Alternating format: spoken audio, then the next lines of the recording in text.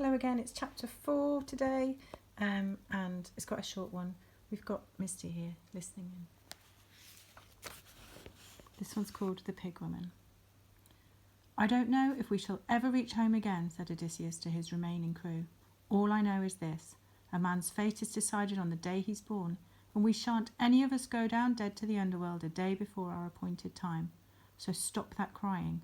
2 days is time enough to spend crying. We have done what is expected. We have called the names of our dead friends 3 times across the ocean so that they shan't go nameless into the underworld.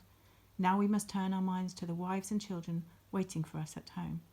We must find out where in the world's round blue sea we are. The men stirred, wiping their tear-streaked faces. They looked up at the sky, but it was one low white fret of mist, and even the sun did not show through. At night there were no stars. Navigation was out of the question. Land, called the lookout. Where? How can you tell? I can smell it. I can hear waves breaking on a beach. And so they beached, not knowing whether this was a mainland or island. When the sky cleared that night, the constellations were unfamiliar, strange beasts prowling an unfamiliar sky. The men shivered at the thought of meeting yet another race of cannibals, lotus-eaters or monsters. A path led inland from the rear of the beach, and keeping close together, they followed it. Odysseus glimpsed a stag between the trees and went in pursuit, killing it with a single arrow and carrying it back to the ship across his shoulders. Laying it down, he ran after his men to catch them up, but he could not do so before they reached the farmhouse. It was a shady place of irrigation streams, springs, and bougainvilleas. A walkway of overarching vines led to a curved door of brass. As the men approached, the doors swung open in welcome, ushering them into the shade of a dining hall.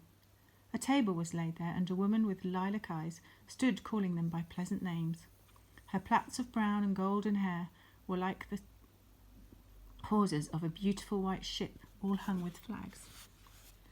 Odysseus saw the last of his men go inside.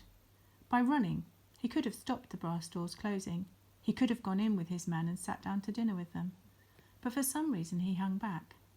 His feet would not hurry him across the lawn of white moly flowers that silenced his tread. Instead, he sheered off around the house and walked about in the farmyard, looking into the pig pens, trying to quieten the unaccountable beating of his heart. Then he crept back to the window and watched what was happening inside. The woman with lilac eyes had seated his men at a table spread with white linen. She gave them fresh warm bread and bowls of tzatziki, with whey to drink, and peeled fruit and parsley and soft cheese. At least it looked rather like parsley, that sprinkling of green. She gave them wine too, and more wine, and then... Odysseus dared not close his eyes, although what he saw was too horrible for one pair of eyes to witness alone. As they ate, she walked around the table, round the backs of their chairs. She carried a willow wand, plaited like her hair, and as she passed each man, she knocked him about the head with it, gently, as if she were teasing. But this was not teasing. Each man's legs at once began to shrink, until he rolled on his haunches and could not keep his balance in the chair. He would reach out to steady himself, but his arms had shrunk too. No hands at the end, only hoofs, and the men fell out of their chairs and into their suppers, their snouts in their suppers. Snouts, ears, trotters, and curly tails splitting their tunics. They were pigs, every man of them pigs. The animals in the pig pen in the yard set up a nightmare squealing and racketed against the bars.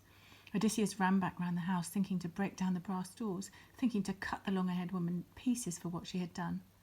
But once again his feet would not speed him across the soft lawn of white moly flowers. It was some time later that he knocked on the door and was welcomed inside by the sorceress, Circe.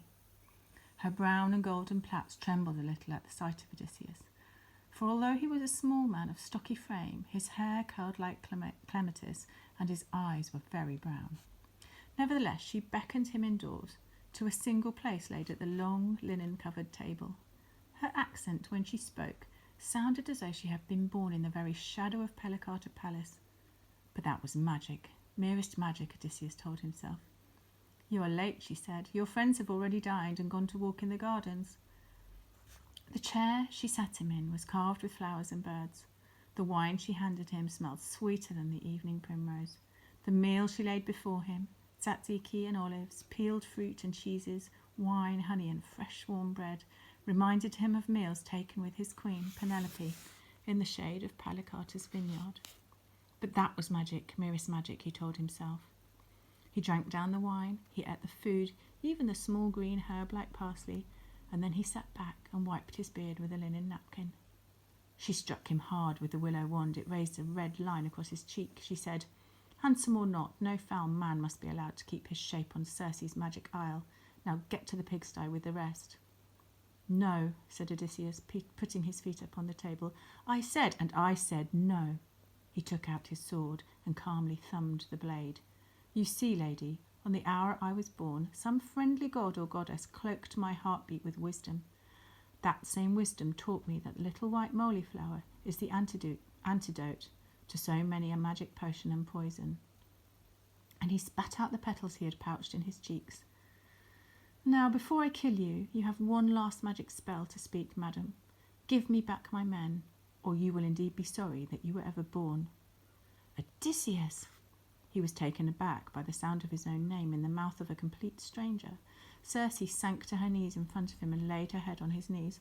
"Odysseus, on the day I was born, a prophecy was written that one day I should be overpowered by Odysseus, king of Ithaca.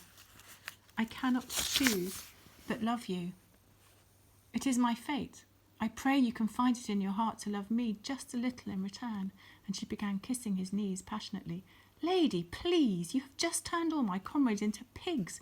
Love is not the word to describe what I feel." At that, she took him by the wrist and pulled him to his feet, rushing him into the yard with her willow wand outstretched ahead of her. She fumbled with the gate of the sty, and as each pig dashed out in a frenzy of squealing, she rapped it across its bristly back. A moment later, 45 shivering men crouched whimpering in the yard, their hands and feet all clogged with mud, and pig swill clinging to their beards. They would have mobbed Circe and killed her where she stood, but for her terror of her willow wand. Circe, meanwhile, was kissing Odysseus's curling hair. He dodged away, blushing. "Next, lady, you can tell me the latitude of your island and where I should look for the dog star. This quarter of the sea is strange to me, and I must set course for Ithaca." Circe knotted her hands in her long, shining plaits and burst into tears. "Oh, don't leave me, Odysseus. Stay with me. 100 years I've waited for you, and though it is my fate that I should love you and lose you, I won't let you go so soon. I won't." Odysseus was in a quandary. His solitary ship was in tatters, his men were exhausted. Out there beyond the bowers of Circe's magic garden, the god Poseidon sat seething on the sea's bed. Even so, Ithaca was waiting, a kingless kingdom and a lonely queen. "I insist, madam, tell me how I must steer to reach Ithaca." "I can't," said Circe. "The gods have forbidden me to help you." Odysseus gave a cry of exasperation and turned away, making for his ship. "Wait! If you stay with me 1 month, I'll tell you how to find out that and more. I'll send you to someone who knows the past, the future, and the truth, and will tell you all 3. A month?" "A little month," urged Circe, and her white hands were already unbuckling his sword belt and loosening his tunic.